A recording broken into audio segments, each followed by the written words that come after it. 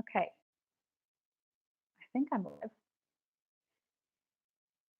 Okay, cool. If there is anybody in the chat and you can tell me if you can hear me, that would be great. I'm not sure if I think it's working. Can you guys hear me? Okay, great. Thank you, Anna. Okay, cool. So, hi everybody. My name is Brooke Glaser, and just a quick little introduction for those of you who may not know me or who might be watching this later. I'm an illustrator and a teacher. To give a little background of what I do, I work with clients, and my art has been used in children's apparel and greeting cards and gift wrap, fabric, and magazines, and a lot of other things. I also teach online classes. I'm pretty sure I'll have some of that linked in the description below if you want to know more about that. And just specifically, this live stream is for my Making a Living as an Artist class, which is something that Skillshare is hosting a workshop of right now. So I'm going to be answering some questions I got. And if you do have questions, please feel free to leave them in the chat. Hi, everybody. It's very, very cool to see you in the chat. This is very exciting for me. But everything that I'm going to be answering is through my lens of experience. So there's definitely different answers out there. There are definitely different ways to approach business. So this is just my perspective and my experience and what I've observed from other people. So take that all with that lens in there.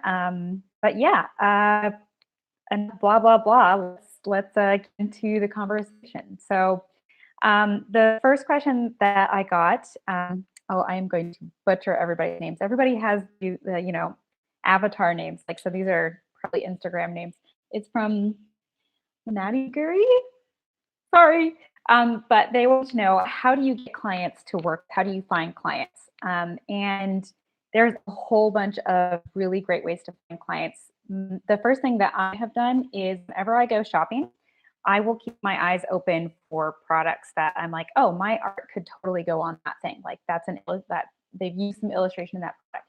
And what I'll do is I'll pick up that thing, whatever it is, whether it's a notebook or a ceramic pot that's a cool shape or whatever, and I'll look at the bottom and it will say who made that product, and I'll take a picture of that, and then I'll go and look at the website later on. So I'll know, like, hey, this is somebody who makes products with art on it, and this is something that I could potentially pair with. Another really great way of finding clients is researching what kind of trade shows that your clients or potential clients or the clients that you want might actually go to. So, for example, there's America's Mart, which is a trade show where companies go to sell products that they make to retailers, and those retailers then sell those products. And so that trade show has a website, and you can go and you can look who are the retailers or who are the exhibitors that show at that trade show. And you know, hey, these people are potentially people who buy art, and you can research them later. There's also a book called The Artist's Market Book, and it's a little bit out of date, but it lists companies who in the past have bought art. And that's another great way of like just sorting through all of that. Another fun way of finding clients is if you go to a bookstore, and magazines have a credit page to the front, and that will list like who an art director is, and then you know who you should be reaching out to potentially work with. And if all that sounds like it is a crazy amount of work, I get it. It is kind of a crazy amount of work. And what I have done in the past is that I have worked with a collective of illustrators, and we have worked together to sort through contacts and do outreach together and save on expenses of doing trade shows together ourselves. My collective was called Pencil Parade, and it was they are a great group of girls. We still meet, and so that is something that you could also consider, finding other illustrators, other artists who are similar to you, and work together to use all of your resources to reach a broader audience.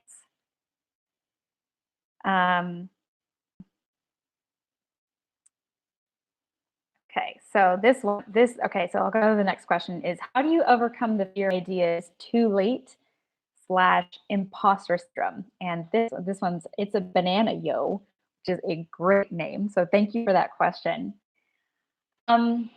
This is such a good question. I think no matter what stage of your creative career that you're in, like you are going to face imposter syndrome, and our brains are hardwired to protect us from risk. So it's really normal and common for you to feel like, oh, I'm not good enough, or I can't do this.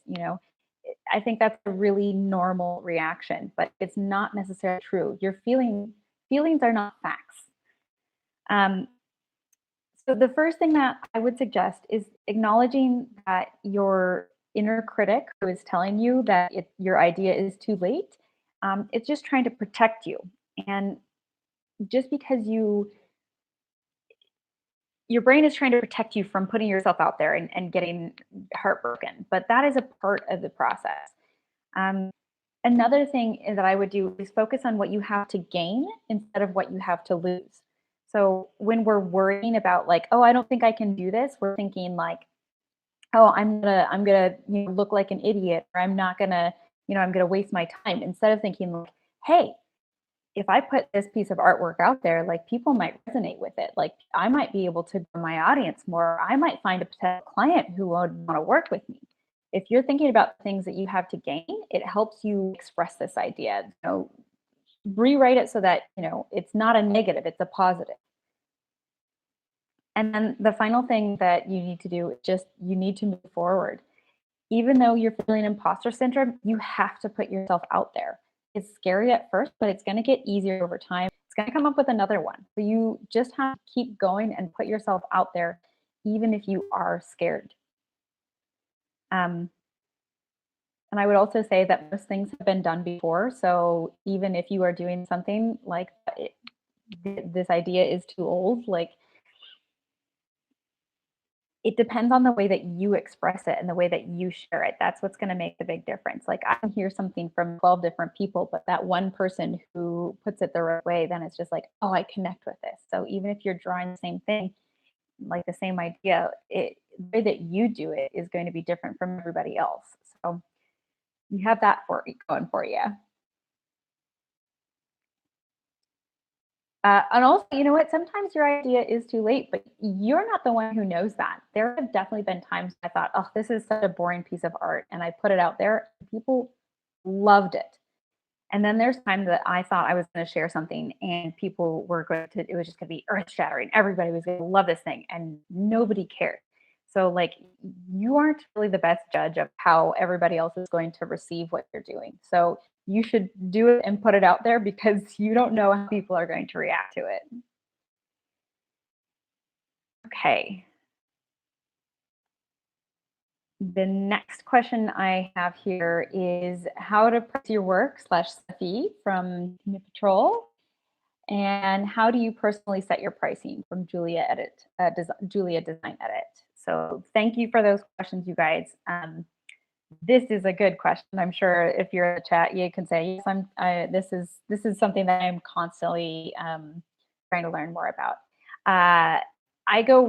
This is a really complex topic, and I do go a lot more in depth on this in the class. There is a link for 2 months free in the class in the description of this video, and you are more than welcome to go in there and dive deeper into this with me. I also have some resources that you can get, if there's a link in there for the resources as well. So I'm going to try and cover this in as concise a way as possible. So pricing is different for every single industry, and there are a few really good resources to help you with that. So if you are in the UK, there's the AOI, and it is an organization that will help you figure out pricing and contracts and other issues related to artists. And I highly recommend checking that out if you are in the UK. If you are in the US, there is the Graphic Artist Guild book, and that's quite a mouthful. Sometimes people call it the gag book, and I cannot recommend it enough. It gives you specific numbers for salaries. If you have like an in-house position, it gives specific numbers for rates. It gives a lot of really, really good information, and I cannot tell you how many times that I have referred to that book. In the resources that I was just mentioning, if you go on there, I asked a couple of people, and some people let me know about other countries and other organizations that help artists with pricing and contracts and that sort of thing. So definitely check that out if you are from another country, because obviously the country that you're from is also going to change how you price a project as well. The other thing that I do personally is that I ask other artists who have done similar work to me what they charge. And this is something that, like, you can't just ask any artist that you just happen to know. Like, you really do need to develop a relationship with them. And I find that this works a lot better if I ask them privately. Most people aren't going to want to put their rate information on like a message board or on Facebook or like out publicly, because then they're not going to be able to negotiate with clients if a client stumbles upon that. And furthermore, most people don't want to be shamed for charging too little or charging too much. And everybody has an opinion on what is too little and what is too much. So just that is something that you will probably want to ask somebody privately. And that is another reason why it's really super important to ask, get to know the creatives in your area and become friends with other creatives who do similar things to you online. Like, those relationships are super invaluable. Another thing that I do is I will figure out my minimum rate. So, my minimum hourly rate. And this is a calculation that you make by figuring out what your annual business and personal expenses, because if a project, uses a lot of paint, you have to pay for that expensive paint. Or if you have to pay for an Adobe subscription, you need to pay for those things. So you figure out what your monthly expenses are. You multiply that by 12 for your annual expenses, and then you need to figure out your billable hours. So, and I'm really sorry. I have, like, in the class, like, I go over this like equation, and there's like nice little graphics and stuff. But this is a live stream, so I don't have them. I'm sorry. So you can watch the class to get the pretty version of this explanation.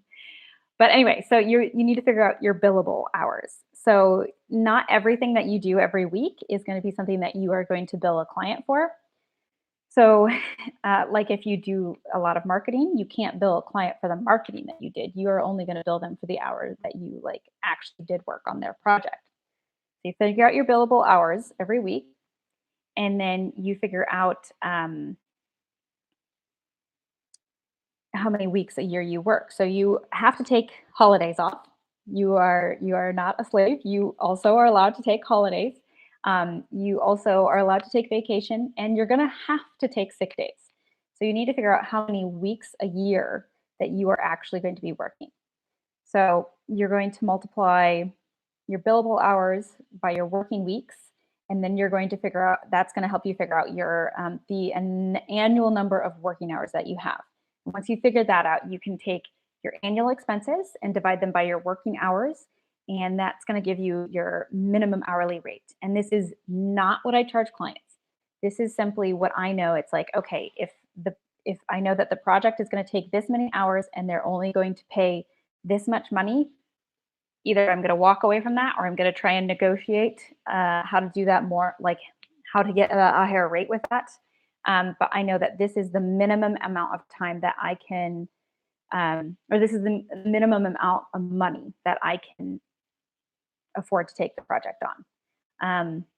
That's only information for me. I definitely do not charge hourly rates, because an hourly rate hurts you if you are fast and efficient. It doesn't really matter how long it takes you to do a project. It depends. What matters is how well you serve the client's needs. So if you are doing a branding for them, and that branding is going to help them stand out and it's going to help sell their product, it's going to be worth a lot more than exactly the hour.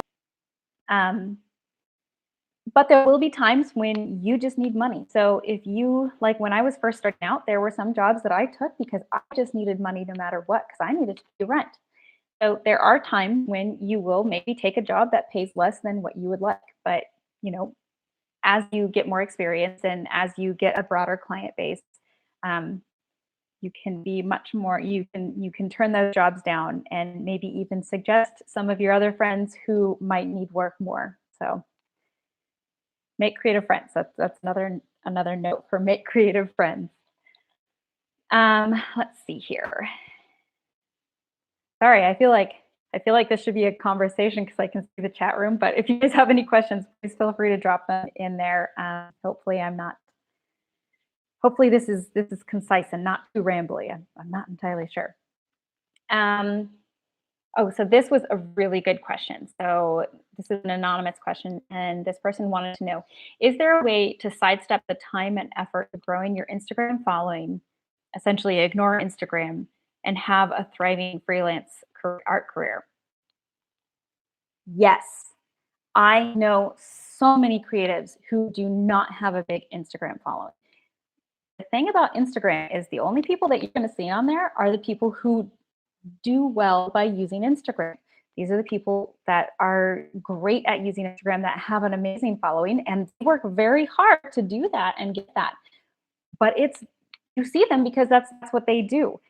You don't see the people who are also really good and really creative and have a lot of clients, because they're not on Instagram, or they aren't as good at Instagram, or whatever. But it doesn't mean that you have to have a big following to have a creative career or a thriving creative career. Um, yeah, I feel very, very strongly about that one. All of that said, though, you do need to have good relationships with people. And that is something that doesn't have to happen on Instagram. So if you make beautiful handmade jewelry and you sell it at markets and you sell it through other retailers, so you sell it wholesale in other stores, you don't necessarily need to have a big Instagram following. You do need to have good working relationships with the stores that you sell with. And you need to be able to make sure that you can get your art seen in those markets or in those stores. That's not Instagram, but it is about having good relationships with people and making sure that you're getting your work in front of the people who are going to buy it. I also don't want to downplay the importance of having an audience on Instagram. It can be a huge asset to you. If you want to work with well-known clients, they care if you have a big Instagram following. It's not the end of the world. I know that there are plenty of companies that will work with whether you have an Instagram following or not. The same companies will work with you if you have a big following or not. It depends on the value of the work that you're giving them. If you are making really good art, they're going to want to work with you. However, that said, if you have a big Instagram following, you have a lot to offer a client. So they're more interested in you because you can, you can, sorry, I have notes and I'm like distracted by the notes. Well, yeah, okay. So if you have an audience, you're more able to bring attention to the project that you're working on with your client. And that's really valuable to them because you might sell more of the product or you might bring more attention to the project, whatever the client project that you're working on, you can bring a lot more attention to it because you have an audience. So it's not something that, means nothing. It is significant. But you can still just have a relationship with the right people. You can still get good work in front of people. Instagram is just one way of doing that. There's definitely people who do YouTube. There's definitely people who are really good at writing blog posts. There's definitely writers and lots of ways to use the internet to help you get in front of people. But having a following, depending on what you're doing, it's not necessarily like an essential thing. You don't have to have that. So that's my opinion. Well, and for example, I don't have a huge Instagram following, and it's something that's grown over time. But I'm doing just fine, and my clients would work with me whether I had a lot of Instagram followers or not. But it makes things a lot easier when I make a difference, but it's not essential. Okay. Kaylee Quarles says, I'm curious how you find your niche slash specialty or if it's okay to pursue a couple. I'm not really sure if I want to pursue more product design or working with more brands and tech companies to create their visual language. Is there Kaylee? Okay. So I think in the beginning, it's really important to kind of like dip your toes in and try and find out, like, okay, what do I really enjoy? What am I good at? I think it's totally fine and normal to kind of be trying to like just figure all of that out. And in fact, there's really no way to find out what you're good at, what people respond to without trying to like reach out and sort of figure out like different things. And there's no way to get better at those things. You don't just naturally start out really really good at one thing. You're not really really good at branding for tech companies until you've done it like some you've had practice doing it. And you're not really really good at surface pattern design until you've like really done it for a little while. Um, all of that said, the really important thing is to not confuse your potential clients. So if you because these two specific things for you are so different, surface pattern design and then working with visual language for brands and tech companies, those two things are very different. And if a tech company came to your portfolio site and saw all this surface pattern design, they might just kind of be like, is this person serious about helping me with my visual language, or is this really somebody that I want to work with? So in that case, you might want to have two separate portfolios, two separate websites, something to really clearly define, like say, like, hey, I am the person to help with this solution, and not distract them by this other thing that you're doing. There's nothing wrong with doing multiple things. I think it's really important. I think almost every successful artist does a lot of things, and not just like only one thing. But it's really important that you are not confusing or diluting your message of what you do. So if you are able to hold two brands really well, some people can do a lot of work. I necessarily can't do that.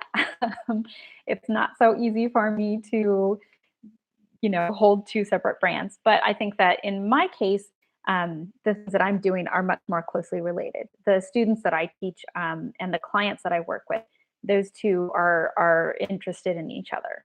So the clients that the students that I teach, are typically interested in working with the kind of clients that I work with. So then it's not so confusing when I have my portfolio or my Instagram account where I'm showing artwork and showing class stuff. So if you are make surface pattern, surface and product designs, then by all means, mash those together. That might make a really great presentation. That totally depends on you and your business. So, although, and then Gail also asked if I will be at Icon Conference, and yes, I will. Please, if any of you are going to Icon, please come up and introduce yourself. I would love to meet you. I'm very excited. So, yay! Let's see here. Okay.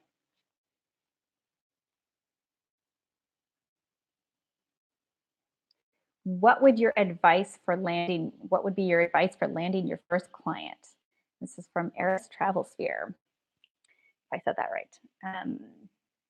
Yeah, landing your first client, that's a scary place to be in, because you're like, oh, how do I have, work if I've never done work for anybody? How can I convince them that I can do work for them? And like a chicken and the egg thing. But what you need to do is make really good work, even if it's for yourself, and get it in front of the right people who can hire you. Um, I've also mentioned several times that having other creative friends are really important. And I've often referred creative friends to potential projects that I didn't want to take on or that I knew would be a good fit for them. So whenever you have a chance, really help out your fellow creatives and be a good friend to them, because what goes around comes around, and they may be able to recommend you for something. I would also definitely have a portfolio ready to go, so that if you have a potential client looks you up, they can see what you can do. And that's totally fine if projects in your portfolio are personal projects or school projects. What matters is that the work is good and that it fits for that client. Network.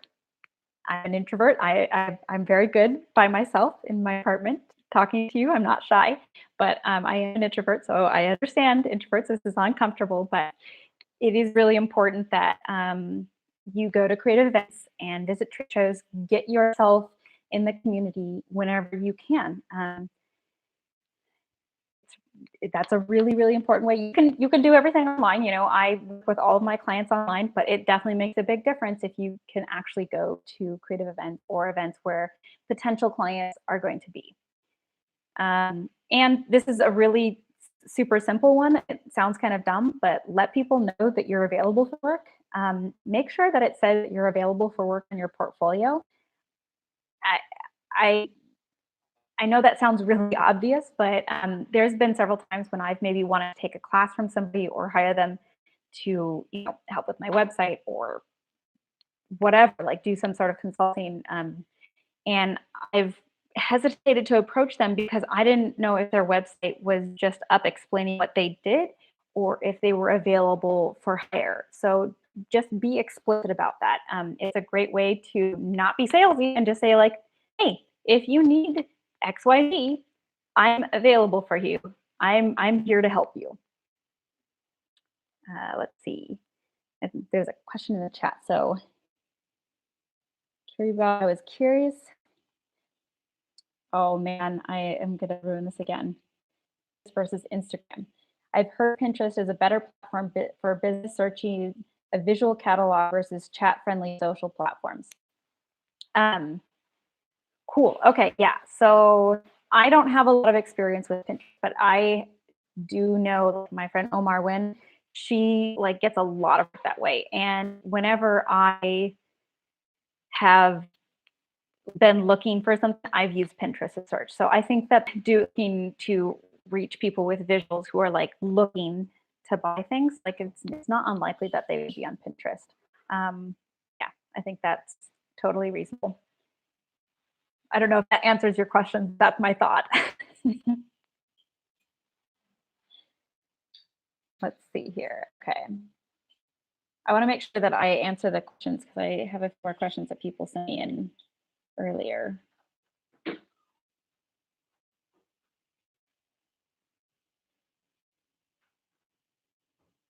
Okay. Somebody asked how to approach companies for my services.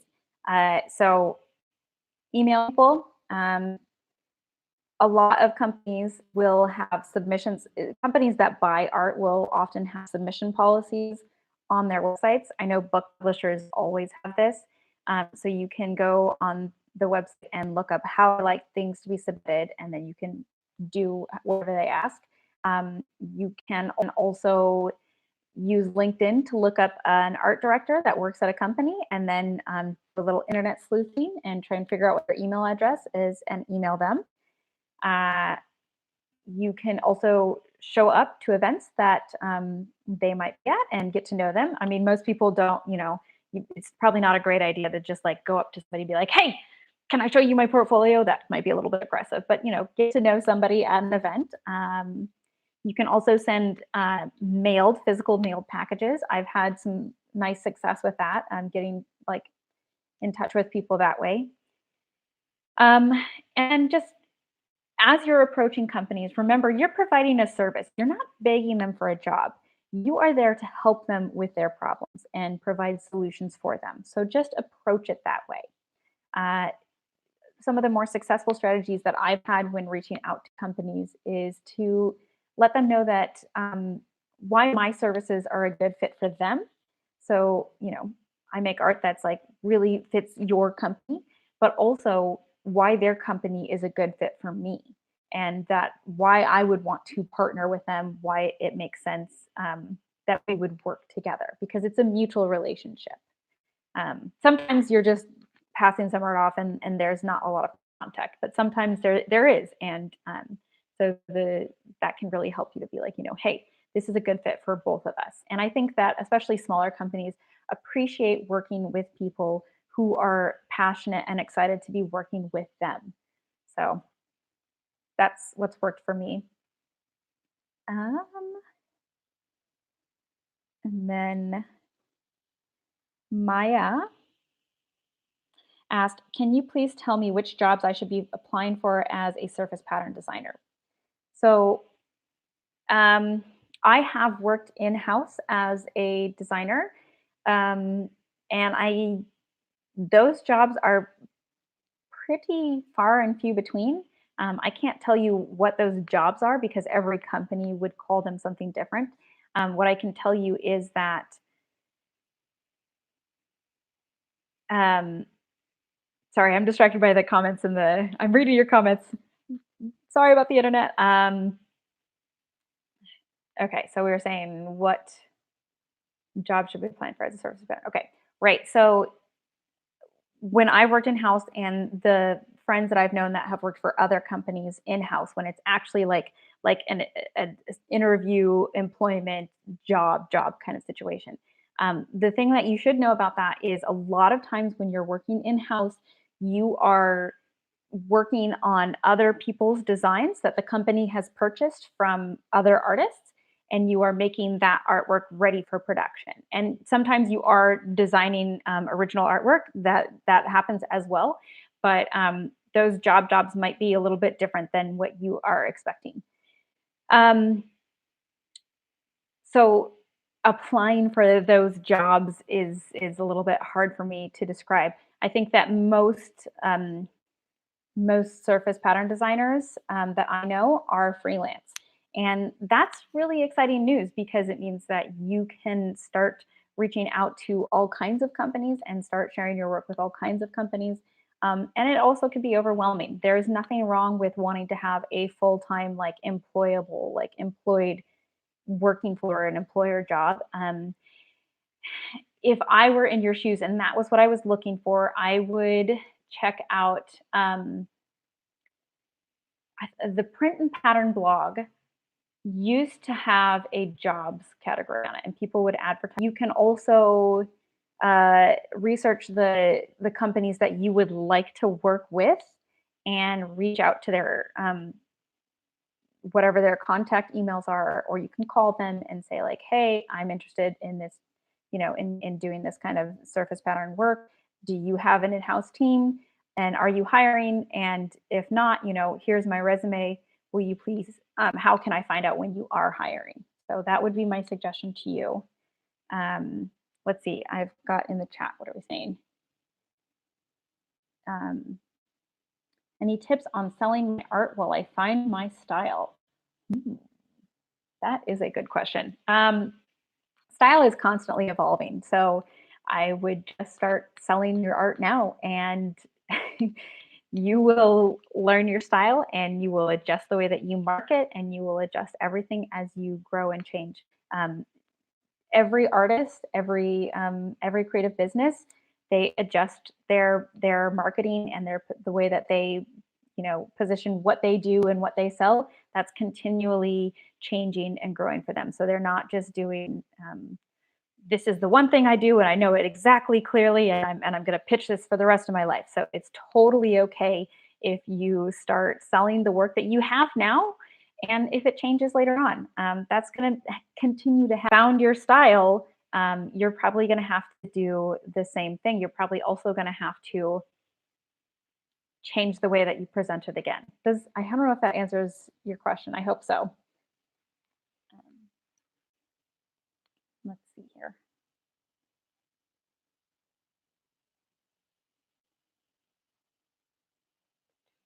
I think that's all of the questions that I had from before. Does anybody else have any questions?